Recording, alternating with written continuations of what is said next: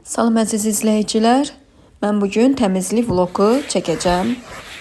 Öncədən xalçaları, yəni saçlardan uzaqlaşdırmaqdan ötürü balaca bir quruşkada su götürdüm və şotkanı orada bir yüngülcə islatdım, çox yaş olmamaq şərti ilə və belə saçları yığmağa çalışdım.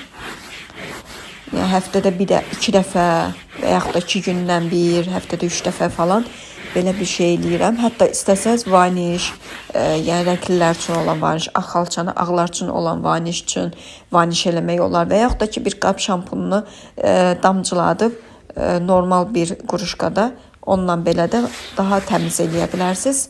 Sadəcə mən onu eləmişdim, üstünü belə yüngülcə götürmüşdüm. Yox, saçlardan da, çünki məndə qızların saçları uzundur. Qoy saçlarını yığım, çünki darıyırlar, tökülür, istərsəmiz qırılır, tökülürlər.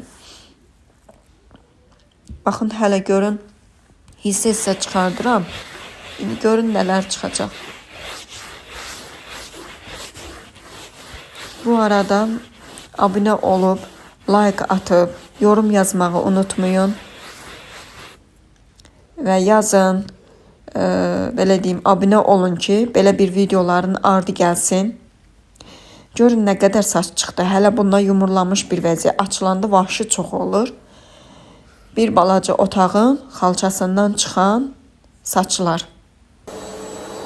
Burada qızım mamasına kömək eləyir, evləri pirsostlamağa, həmin xalçanı pirsostlamağa çalışır. Bu mənim qızlarımın otağıdır. Allah bütün balaları saxlasın. Cəm balalarımızı, analarımıza Allah can sağlığı versin.